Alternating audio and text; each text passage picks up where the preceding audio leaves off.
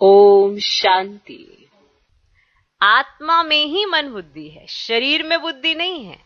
आत्मा में ही संस्कार अच्छे व बुरे रहते हैं। मुख्य है आत्मा, उस आत्मा को कोई देख नहीं सकते हैं। शरीर को आत्मा देखती है। आत्मा बैठी है ना अंदर, वो शरीर को देखती है। आत्मा को शरीर नहीं देख सकता। माना शरीर अपने आप में आत्मा को नहीं देख सकता, आत्मा शरीर को देख सकती है ना। वंडरफुल बात।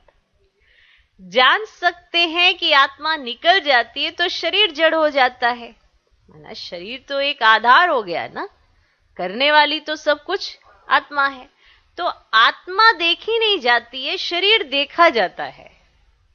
आत्मा दिखती नहीं, शरीर दिखता है, पर शरीर स्वयं को देखता नहीं, आत्मा शरीर को देखती है। तो शरीर हमें दिखता है, किसको दिखता है? आत्मा को।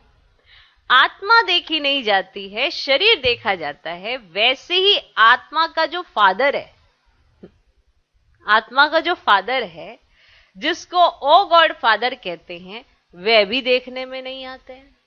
जैसे आप आत्मा को नहीं देख सकते हो तो आत्मा के पिता को भी नहीं देख सकते हो।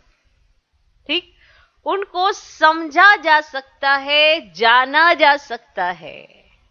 जैसे आत्मा को भी आपने समझ लिया, जान लिया है, ऐसे परमात्मा को तो और समझा जा सकता है, जाना जा सकता है, पर देखा नहीं जा सकता है। क्लियर? बहुत अच्छे से अगर आत्मा और शरीर का कंट्रास्ट क्लियर हो जाता है ना, तो बहुत सारे प्रश्नों का उत्तर आ जाता है। अगर यही कंट्रास्ट क्लियर नहीं है तो मूंझे मूंझे से रहते हैं।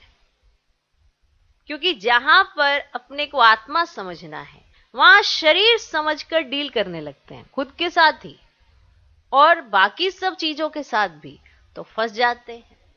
और ये फंस रही है आत्मा, पर शरीर समझ के फंस रहे हैं। ये ऐसा नहीं होता, ऐसा होना चाहिए, ऐसा नहीं होता, ऐसा होना चाहिए। अगर ऐसा वैसा समझना है तो आत्मा और शरीर को अलग अलग करके देखो, तो स्पष्ट समझ में आएगा कि आत्मा के माता पिता कौन, आपने शरीर धारण किया तो शरीर के माता पिता कौन, और जो आपके शरीर के माता पिता है उनके भी कोई पिता हैं, तो वो आत्माओं के पिता हैं। अब जो आत्माओं के पिता है, अगर आप अपने को आत्मा समझेंगे, उनको भी आत्मा देखेंगे, तो पता चलेगा कि हम सब तो भाई भाई हो गए। शरीर के नाते से संबंध अलग अलग हो गए, पर अगर आत्मा के नाते से देखें तो आत्माओं का पिता एक और हम सब एक पिता की संतान, आपस में भाई भाई हो गए। अब इस कंट्रास्ट को भी समझ वही सकता है जो आत्मा और शरीर को अलग अलग देखता है। तो इसे अलग अलग समझने से आपको सब कुछ समझ में आ जाता है, वरना वही द्वंद्व चलते रहते हैं। जहां शरीर समझ लिया, वहां कई तरह के प्रश्न उठते रहते हैं, फिर उन्हीं प्रश्नों का उत्तर चाहते हैं। पर समझ तो शरीर रहे हैं ना, और बाप शरीरों को तो बढ़ाने आया नहीं। शरीर तो यही छूट जाते हैं। संस्कारी बनती है आत्मा, शरीर नहीं। तो आत्मा ने संस्कार धारण करने हैं। परमात्मा बाप पर का या शरीर प्रवेश कर हमें संस्कार सिखाते हैं, पढ़ाते हैं, समझाते हैं, अच्छे बुरे की समझ देते हैं। अब वो जो अच्छा बुरा है, जो हमारी नजर में पता नहीं क्या था, लेकिन जब भगवान ने आकर समझाया तो ओरिजिनल में पता चला कि अच्छा क्या, बुरा क्या। ऐसे हम कई बार सोचते हैं कि हम तो अच्छा ही सोचते हैं, फिर भी ऐसा ही क्यों होता है, या वैसा ही क्यों होता है, किसी को हमारी बात बुरी क्यों लग जाती है, हमने तो अच्छा सोच के किया, फिर भी बुरा क्यों होता है। तो कहीं ना कहीं भाव स्वभाव भी तो बीच में आ जाता है ना।